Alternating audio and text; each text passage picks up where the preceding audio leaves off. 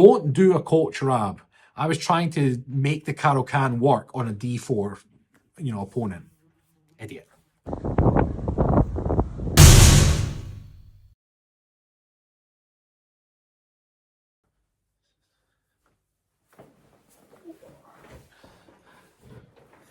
Cuckoo, everybody. Coach Rab here. Welcome to another Kilted Chess Noob episode. Nope, I'm not a chess coach. Not even close. I'm a health and wellness coach that happens to love chess. And today's episode is all about never put passion before principle. So I stole that right off the Karate Kid with Mr. Miyagi. But it does have purpose in what I'm going to chat about. Now, as I stated in my little intro there, which I've rehearsed about a million times, I'm not a chess coach. What I'm trying to do with this channel is showcase my learning journey. And hopefully you learn from my wins as well as my mistakes as such. And along the way, I've been releasing videos kind of documenting my current method of getting better. Weeks or maybe a couple of months ago, I did the video on about openings. Because openings set you up for chess, they're great, or set you up for the game ahead.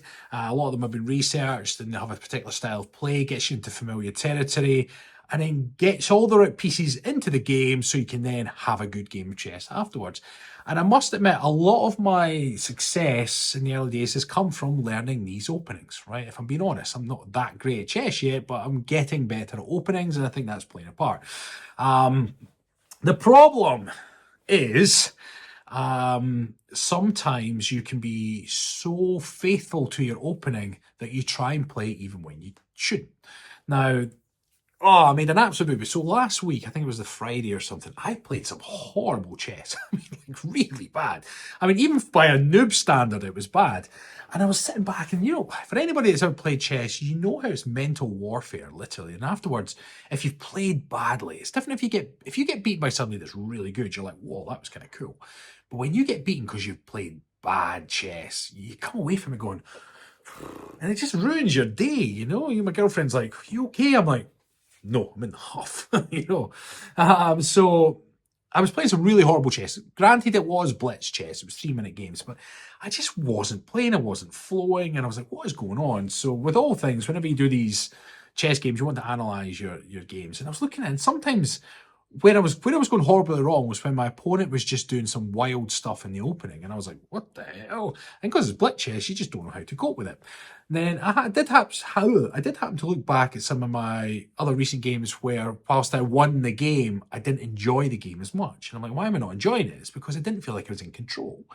And when you play a good opening, you feel familiar. You're like, "Yes, I know where I am. I know where it's going," and it turns into chess. That's fine. But there was a game in particular where I just did not feel like I was in control at all. And I managed to claw back and get the victory. But it was one of those games where I was glad when it ended. I was like, what? But went back and looked, and I was like, that's why. So to keep it nice and simple for you, I'm going to showcase one of my favourite openings for black is the Caro-Kann, right? Now, the Caro-Kann usually starts off, if your opponent plays e4, you push the c pawn, okay? And then depending on what your opponent does next, they usually say push, you can then end up in various moves. And there's lots of different varieties or variations that you learn. I think there's 7, I think. You've got the exchange, the advance, the 2 knights, blah, blah, blah, blah. The point is, I'm very familiar with the Caro-Kann. I'm not amazing at it, but I'm familiar with it. And I've had a lot of success with it. And the problem that I was having was when somebody didn't play, when your opponent doesn't play what you want them to play, it all falls to pieces. Now, what I didn't realize, I've only just realized now, the Caro-Kann is only really supposed to be played if your opponent plays e4. It's a counter to the e4 opening, right? So anytime. And e4 is the most popular opening. Okay, e4 is the most popular, and I'm going to talk about the next most popular next at the average level. The higher levels, they play some fancy stuff. But overall, e4 is one of the most common openings. So when they play that, you do your usual push the c pawn, which primes to push this. Depending on what they do next, you then push, whether they push the knight or they double up their pawns in the center, likely you take, that becomes the exchange variation, right? Now, what I realized was that there was a couple of games I was playing, my opponent was pushing the queen's pawn, right? And all of a sudden, I'd look at this, I'd be like, okay. And I'd be like, right, well, if I push this, and then they do this, and I do this, and they do this, and I was trying to just think, I was trying to create a Carol can out of that opening. And I thought you could, with my limited knowledge, I was like, well, yeah, I'll push this. And then, if they do this, I'll do this. And then later they bring a knight out. And then I was doing something stupid like this. And I was getting into a weird position where you can see the analysis bar is just off to the side there. It's really bad for black. White is absolutely smashing. And I was trying to make the Carol can work when I shouldn't have done. And recently I was reading the book, which I don't have handy. It's How to Win at Chess by Levi Rosman, who's the one I've learned in the Carol can from. And I just happened to read it. And it only works against e4. And I'm like, oh, goodness sake. So I started to then reevaluate both what I do for black and what I do for white, depending on what my opponent plays, because e4 is the most popular, I believe, opening, but d4 is actually the second most popular opening, right? So I was like, right. So I realized now, I'm like, right, well, I need a contingency plan. I can't keep trying to play my opening against my opponent if they're not playing what needs to be played. And I was like, well, how do you control yourself? If the opponent's white, they go first, right? So I was like, right, well, if my opponent is going to play d4, I started looking at some of the other d4 openings. Now, my natural response was to push my d-pawn to d5, fine. And then what you can do is you can fall into what's known as the Queen's Gambit decline. The Queen's Gambit became, obviously, the Queen's Gambit has been an opening round for hundreds of years, but it was famous because of the Netflix thing. You can play Queen's Gambit both as white and black. So the opening I'm going with now, if my opponent doesn't play, if they play e4, Carol can all the way. I know where I'm at. I'm currently then working on, if they play d4, I'm going to work on the Queen's Gambit decline. And that particular opening involves you sort of creating a pawn chain up here. Now, again, I'm just learning this. If they pull their knight out, you then push this pawn. Now, what you're trying to do is you're trying to pave the way to get a pawn in here. Now, let's just say they pull out their knight. You then take said pawn. They might bring this out to stop you getting into here. And then what you do is you bring your knight and you're going to try and jump in. There's a bunch of variation I'm trying to learn with that. The bottom line is I've got a contingency plan when my opponent doesn't do as they should. So I've got a d4 and an e4 response for black, right? So that's the key thing. So it then also made me reevaluate what was coming for white. So if I'm white, I'm a typical e4 player for white. I've got a couple of e4 opens that I've been working on. I'm very familiar, or fairly familiar with the Vienna.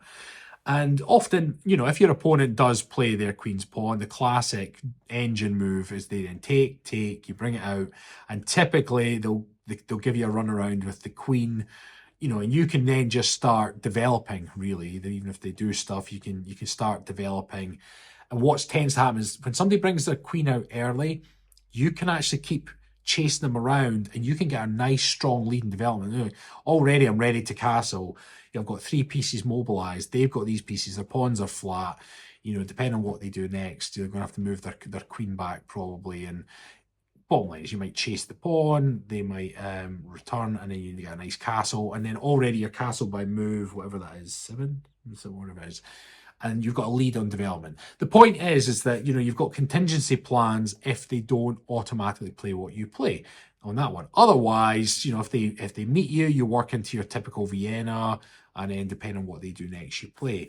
But one of the other ones that was throwing me off for white was when they don't play that at all. There's a popular move, position for black known as the Sicilian, and that's when they push this pawn way over here.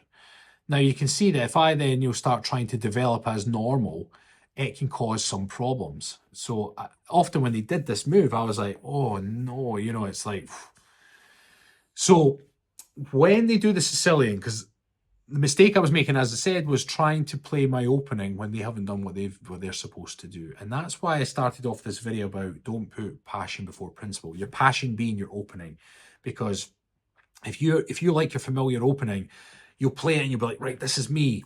But I've had the opponents start a game with me and they'll play, I don't know, d4, and I start the Carol can, or I do whatever it is I'm doing, and they just resign. Now, I don't know if they're gaming the system to bring their score down, but I genuinely believe I've not played the opening they're used to, and they're like, oh, I don't want to do this. And they resign. They find another opponent that plays into their trap, whatever it is they were going to do. They resign after a move or two. So with my openings, I'm very familiar with them until I'm not. And then I've realised that the way around this is two things. One, have backup openings, which I'm going to demonstrate here. So for black, I told you I've got the Queen's Gambit declined if they play d4. If they play e4, I can roll with either the Traxler or the Caro-Can. Those are two black. But for this one, which causes me more problems with black, is the Sicilian, which is still an e4 opening. It's called the Alpine Sicilian. So I push the c-pawn, prepping to push my d-pawn forward to give it a bit of support. Let's just say they bring their knight out. I might pull this in. They might take. I'll then take back. They might jump. I jump. Now you just resign to the fact that you're going to have the queen in that position. You bring out the knight to block here. They might put your knight under pressure. You bring out to defend. And then, you know, you develop as you go. They maybe bring their knight out. You would then bring them into danger. Eventually kick that bishop and then castle. The bottom line is I've got a solution for that particular style of play. What I'm trying to remember about certain openings, with Alpine Sicilian, I always counter the pins. So in the Vienna, there's times you ignore the pin. So there's times in the Vienna where, you know, you've pushed your e4 pawn, they've maybe met you, you've maybe brought this out, they maybe pin it, and on the Vienna, for example, if they pin your knight, you just completely ignore it and you push that pawn, right? And it's just one of those things. You don't always block straight away based on best moves. So in the Alpine Sicilian, though, I've learned, or way I've remembered it, is you do block set pins, and it's a good way of countering your opponent's play. Now, the reason I'm saying don't put passion before principle is that, and this is what I've been sort of working on, whilst I like to work on my openings, I'm getting better at them, I've got contingency plans. So if I'm playing white, I play either the Vienna or I play what's known as the Ponziani. So the Ponziani is a nice one when you bring the knight out, similar to the Ray Lopez, which I started for a while, but it was a bit complicated. I'll come back to that later. And, you know, you bring the knight out to attack that. They'll likely bring the knight out to defend. And with the Ponziani, similar to the Alpine Sicilian, you push this pawn here, ready to push. Now, they might bring this in. You push. If they take, you push. And it puts pressure. So in my head, I've saved it as the Ponziani push. So every time possible, you push, and often they'll jump their knight. You push again, so you're causing problems. You know, that knight might return to here, putting pressure on, and you repeat, you know, and they might take, and so on and so forth, right? The bottom line is I've got a e4 opening. I've got my usual Vienna, that works. I've got the Ponziani, that works. And then the backup plan is when they throw you a curveball, like playing the c5. You're like, right, what do I do with c5? Well, I've now got the Alpine Sicilian. So it's about having a contingency based on your opponent's play and knowing what you would do, and so you don't get caught out. Now, as I said before, don't put passion before principle. So your passion might be your openings. You drill them. I did a video on it. I said, look, get an opening you're comfortable with and drill it, practice it. And that's great if your opponent does what you want them to do. But if they don't, you then need to fall back on basic opening principles. And remember that the main principles is attack the center or gain the center. So center, develop, castle. Okay, CDC, center, develop, castle. Yeah, that works, right?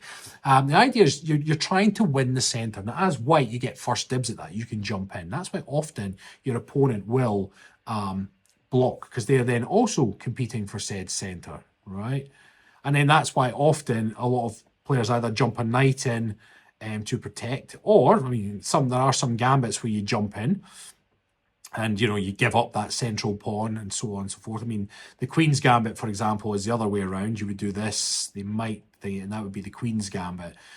That's Queen's Gambit accepted, and of course, if they ignore it, it's Queen's Gambit declined, and that works for black and white. But the point is that you fall back. If your opponent plays something you're not ready for, try not to get bamboozled. You might look and go, oh my goodness, I've not drilled this. And that was my problem the other week. I'm like, this isn't what I've drilled. And then I just need to stop and stay calm and just say, well, you know, stick to the principles. And the principles are attack the center. Develop your pieces. You know, you want to get your pieces out if you can, you know.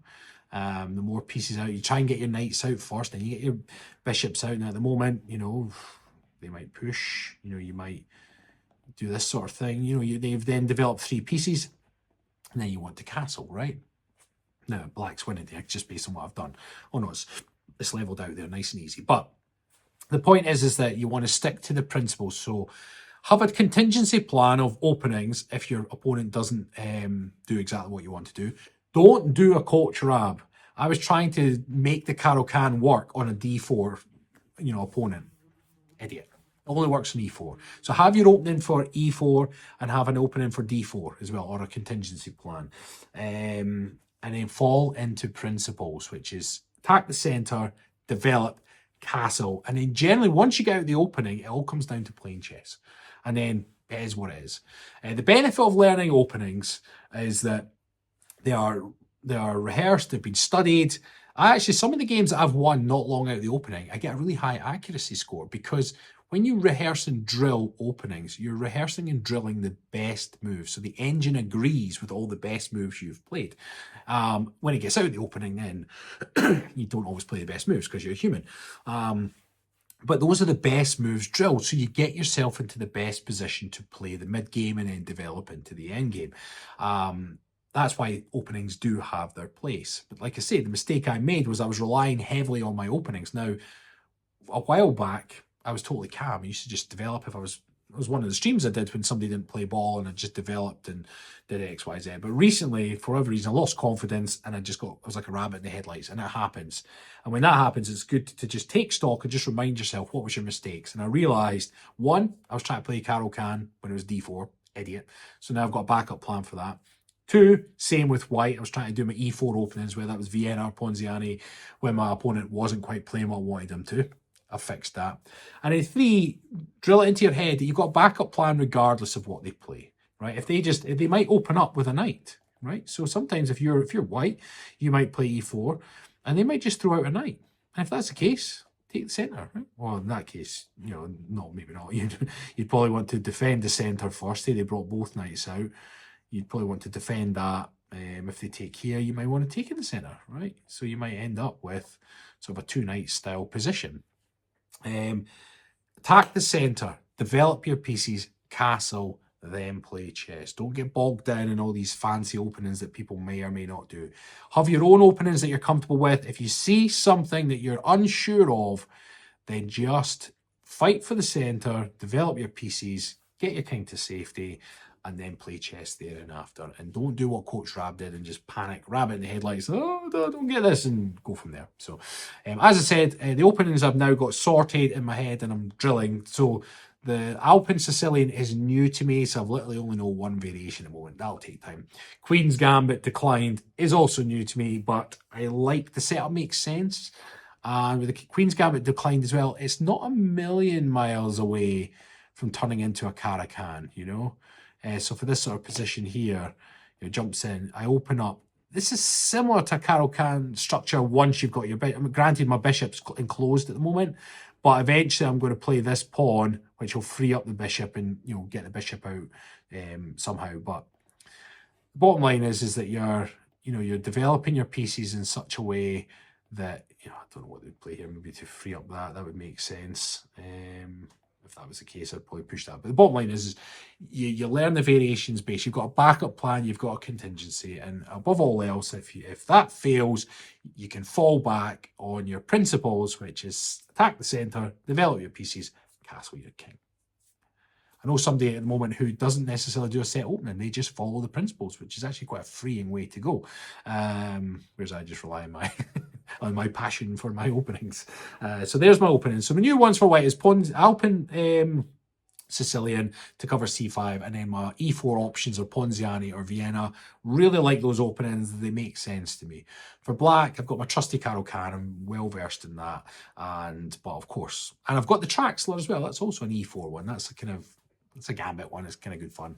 I need to develop the further end versions of the Traxler. So just to quickly show you the Traxler again, because it's quite a nice one. The Traxler's the counter to the fried liver. Your opponent will play e4, you counter it.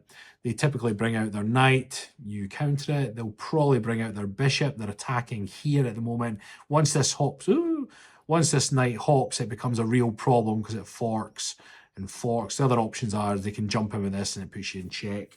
So you just copy, bring out the knight there. They then typically hop their knight, and that's when people usually start to panic. So you get your bishop out, which has then got eyes on here, and then they make their move. They jump in. That's forking. Oh, they're forking your rook and your queen, and it's protected. So then you're like, oh, what do I want to lose, my queen or my rook? But the good thing about the Traxler is you've got a counter attack, okay, here. And then if they take, you get them again. If they come here, you get the queen out. They typically attack. You do this.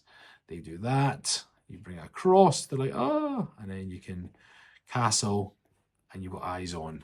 There's lots of variations to Traxler. That was but one of them. There's a nice version as well, which I've actually had a win on, which I showed in my Traxler video, where it went like this. Now, what did they do? Did they... Let me get this right. Did they attack? Once they were in check there, let me just remember this one. Did they move here? I think I brought this out. And they took my rook. That's right. Yeah, this is one of the variations where you win almost instantly. If they take your rook, you put them in check. They've got nowhere to go but here. You put them in check again, nowhere to go but here, and then you've got the checkmate square there. So that's that's one of the variations of the Traxler. Anyway, the Traxler's quite a fun one to play at Blitz if you're playing something that doesn't know what they're doing. Because my Blitz rating is like 300, it's pretty naff. You do come across people that don't know what they're doing on that one. So every now and again, I like playing that. But fundamentally, if I get an E4 and I've got a bit of time to the game, I'll do my Carol Can. And then if they do D4, I'm then practicing the Queen's Gambit Decline. So it's a big, long, waffly way of saying, have a backup plan, right? If your opponent doesn't play E4 and yours is an E4 opening, what are you going to do? And if you don't have a backup plan, then stick to the principles. Don't put your passion. Don't try and squeeze your normal opening, which I'm the mistake I've been making, to fit something else they've done. You'll end up in tatters. And that's what was happening before with me. I was getting this play and I was trying to kind of get myself into a Carol Can position, and sometimes I was almost achieving it, but then I was getting myself into problems, and it was tricky. So it wasn't fun. I sometimes, by further on stage, you would get to an almost Carol Can position, and I could play some chess, but I knew deep down that something wasn't right, and now I've identified it. So that's the benefit of evaluating and reviewing your games, seeing what's going wrong. That was a fundamental that I just did not grasp. I just didn't pay attention that the very first move was the problem. So have your E4 counter. So if you're black, make sure you know what to do if your opponent plays E4, and also if your opponent plays D4, because if you're black, white basically dictates the opening. They're on the attack first. If you're white, choose whether you're an E4 player or D4, because if you're learning both E4 and D4 for white, that can get a bit confusing. The top players can do it, I'm sure. I wouldn't have the capacity for it, but choose your opening, but also have your counterplay, or know what to do if your opponent doesn't play ball. If your opponent doesn't play ball, have either a counter opening or fall back on the principles, which is attack the center, develop your pieces, castle the king. So although that sounds like a bit of a coach, remember, I'm not a chess coach. I'm just showcasing my learning journey. And the biggest win for me this week was realizing what a boo-boo I was making by trying to play a Carol Can style game against something that wasn't E4. So and then on the back of that, it allowed me to then go and look at my white openings and my best counters, because I do have counters for most things, though I didn't have a counter for C5. I've got that now, so I'm going to develop that as I go. So as always, thank you very much for watching. I'm going to do some streaming again soon. Now my confidence is coming back up, because I won't lie, the confidence got wiped for a wee bit there. I was playing okay on daily chess, but in the faster games, my head was just not in it. And they usually say if that happens to take a break from chess, which I've almost taken a wee break. And I've got a nice tournament coming on daily. So I've set up a little chess club is online here. And I've got some of my friends and people have played in there. So we've got a wee tournament starting on Friday. So there'll be 7 or 8 of us. There'll be a lot of games going at once, which will be nice. And there's 3-day move timers, so it'll be quite something. So something to look forward to with that. And I'll let you know how it all goes. All right, everybody. Thank you as always. Please like, comment, and subscribe. Take care. Bye-bye.